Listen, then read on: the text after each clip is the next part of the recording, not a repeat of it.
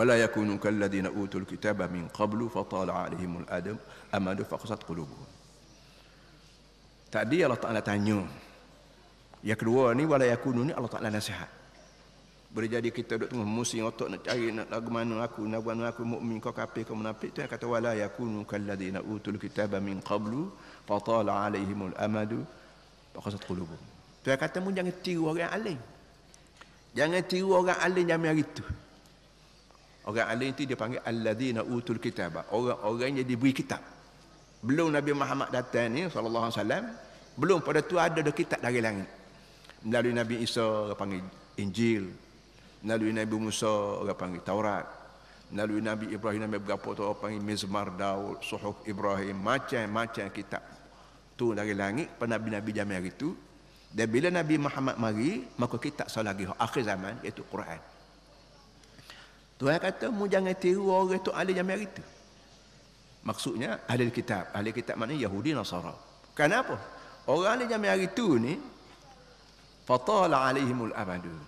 Dia baca kitab, dia tak peduli kitab duk suku, dia duk suku. Tidak kata kitab ni dia sedaging, dok. Dia buat tak suku. Hasil akhirnya faqasat qulubuhum.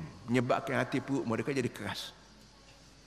Ni hati perut orang keras kalau lembek hidup ke mati ni ajaran agama, bukan ajaran sains, bukan ajaran demokrasi, bukan ajaran sosialis, bukan ajaran nasionalis, ajaran Allah. Dalam banyak-banyak ajaran Allah, dalam itu ada qalbu. Qalbu ni kita Melayu panggil jantung hati. Daripada qalbu ni keluar fikiran. Dari fikiran ni, agama ajar fikiran ni mari daripada qalbu. Ahli-ahli falsafah zaman Greek tua itu dia mari daripada otak tadi. Kalau kita baca buku-buku falsafah yang ditulis oleh orang beribu tahun itu, Sokrat, Platon, Aristotle, dia kata fikiran mari daripada otak. Agama mari aja qalbu. Ala inna fil jasadi mudghah idza salahat salahal jasadu kulluh wa idza fasadat fasadal jasadu kulluh ala wahyal qalbu. Qalbu ni jantung ni mengeluarkan fikiran. Kalau fikiran hak keluar daripada qalbu ni molek betul, molek habis kaki tangan. Kecek molek. Kaki melakuh pergi tempat molek. Tangan makuh, tangan jamu hak molek jap.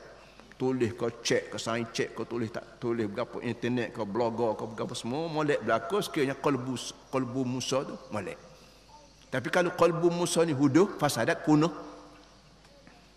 Kerana dipandu oleh nafsu, tidak dipandu oleh Quran, maka fasadat jasad kulluh. Habis tu berbadan punah habis. Mulut kecek uduh, sebab qalbu uduh, kaki pergi tempat uduh kerana qalbu dia apa ni mengeluarkan gelombang-gelombang uduh. Tangan, kopi, apa saja pun dah berlaku. Dan benda stokor ni Nabi kata ala wahyal qalbu. Benda stokor qalbu ni ialah apa benda stokor uduh malik tadi ialah qalbu. Jadi Islam sebut qalbu. Orang zaman hari itu belum pada Islam hari terkenal dengan nama orang filosof lah berapa ni dia panggil otak. Tak apalah. Untuk nak pelera demo dua ni dia kata hak uduh mari pada otak, hak molek mari pada qalbu. Tu hak amrayat sementara lalu benda tu. Kesimpulannya, dalam ramai-ramai orang atas dunia ni belum pada mu mari ni Muhammad ada dah nabi lain. Dan bila mari nabi, aku beri kitab lah. Pada Nabi Isa ada kitab Injil. Kita panggil dia ni Holy Bible. Belum pada Nabi Isa, Nabi Musa. Apa Nabi Musa. Moshe, kata orang Eropah Moshe, Musa. Apa nama ni? Puak-puak ni dia kata dia fatala alaihimul amadu. Lama sangat dia lock kitab dia ni tak ada tazkirah, tak ada usrah, tak ada doa, tak ada berapa, menyebabkan hati perut dia kerah. Bila tapak kaki kita kerah kerana tak pakai kasut, tak pakai berapa, tika tukuman nak masuklah, nak sepak pun masuk dekat duri, tak berasa apa, duri cakung duduk tapak kaki tak berasa kerana tapak kaki kerah. Itu yang sebut fizikal. Tubuh kita ni bila kerah, kita pergi ke Mekah musim sejuk, ataupun kita pergi Eropah musim sejuk, maka kerah habis ni, segala sendi-sendi tulang ni kerah, naik berapa apa yang keruping. Maka kalau ingat nyamuk pun tak berasa, mari lalak pun tak berasa kerana kerah, maka berfungsi, tidak berfungsi. Radar yang Tuhan buat atas kulit kita dia tak ada kerana kerah. Hati perut kita gitu juga. Ada masa hati perut kita ni kerah. Tandanya ingat Tuhan tak ada. apa namanya, gelombang wahyu, gelombang zikir nak masuk hati perut kita tak boleh, kerana kerah. Kerah apa? Dosa banyak. Dosa banyak. Dosa patut bertaubat. Buat kebajikan tak ada pula. Istighfar tak ada. Ingat Tuhan tak ada. Maka dengan hati kerah. Bila hati kerah, dosa hak duduk dalam tak boleh tubik keluar. Dan apa ni ibadat apa ni apa kita panggil kebaikan hak duduk dalam nak masuk tak boleh. Supaya sapu kita bila kita berbuh surat, pas kita tutup, pas cok pula dengan dawat merah tu kan. Nak buruh pitih lagi daripada anak kita dalam sapu tak boleh dah. Kerana dah cop dah di pejabat pos. Nak waktu tubik benda-benda hak dalam hak salah pun tak boleh dah. Kerana telah dicop dah. Jadi sebagaimana sapu kita cop tu nak ambil semula barang dalam pun tak boleh. Nak tambah semula duit ke anak kita ke apa pun tak boleh juga. Kerana sapu telah dicop. Dia juga hati perut manusia. Bila kita tak zikir kepada Allah. Duk zikir kepada duit. Hutang, ropok, sama, rasuah. Maka dengan sendiri, dosa tu makin banyak dalam perut. Perasaan gerung pada neraka tak ada. Perasaan nak ke syurga tak ada. Perasaan nak mengelak daripada dosa tak ada. Syurga neraka tak ada. Maka kerah. Ni siapa dia kerah ni? Ahli kitab. Tok guru. Hak mu, hak tok guru lebih teruk lagi. Tok guru pun, tok guru zaman hari tu, zaman lah ni serupa lah. Tok guru zaman lah ni, tok guru zaman hari tu. Ustaz lah ni, ustaz zaman hari tu. Kalau buat perangai, tala alaihimul amad, jeruk lama hati kita dengan tidak sebagai pembersihan, akhirnya qasat qulubum, hati perut dia keras. Butan pitih orang tak nak bayar. Kalau kebutan dekat gelenok tekuk dekat yang kira lah. Akhirnya orang beri. Bila beri, sudah tak bayar. Kenapa? Kerana iyalah aku bayar apa?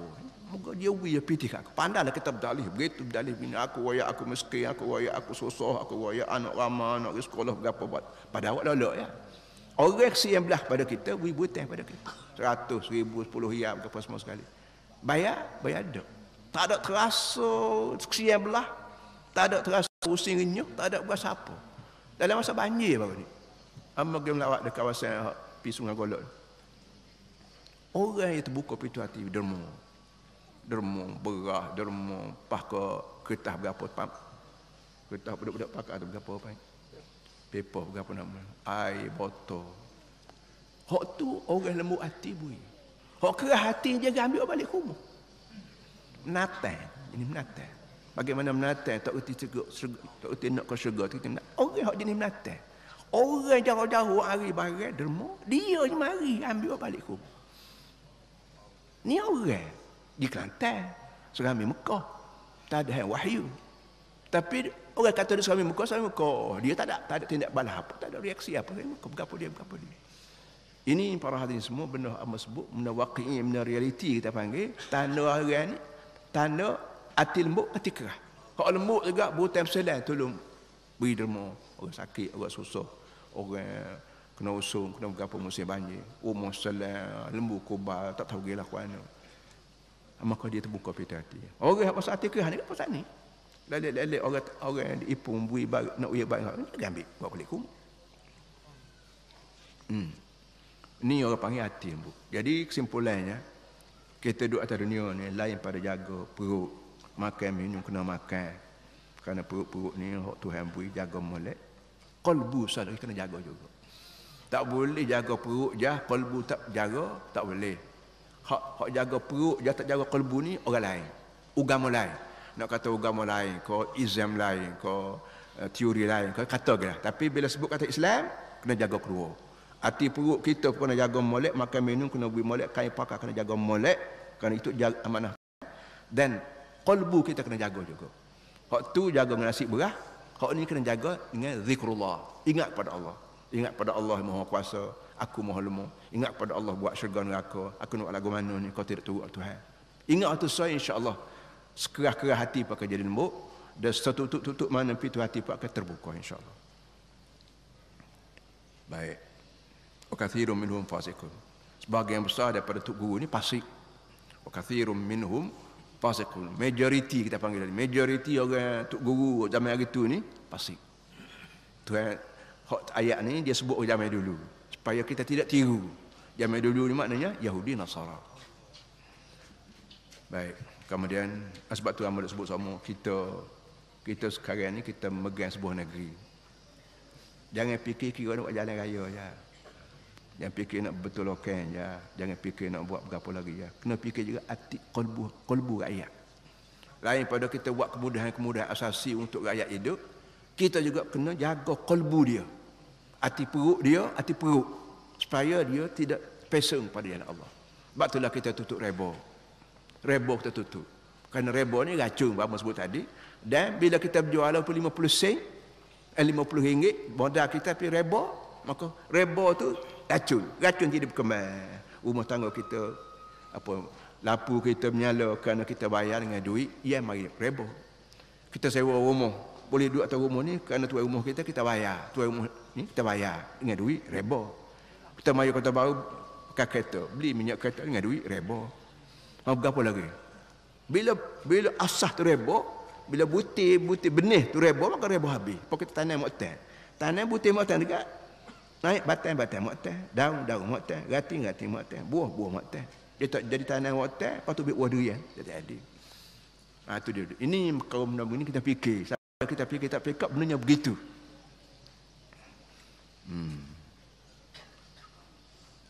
Allahu Akbar. Kemudian kita kata, "A'lamu anna Allah yuhyil arda ba'da mautiha.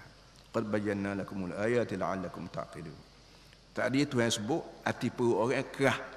Orang tok guru sendiri pun hati perut kerah juga kerana kan tadi. Lepas tu ayat hak kerah ni dia kata boleh pelembut. "A'lamu anna Allah yuhyil arda ba'da mautiha." Hak kerah boleh lembut. Contoh mu boleh tengoknya ialah bumi mati. Bumi tanah ia kerah kejung kerana matahari. Tanah musim banjir dia lembek. Kena hujan dia lembek. Bila naik matahari dia kerah. Jadi sebagaimana tanah boleh lembek, boleh kerah, boleh lembek, boleh kerah.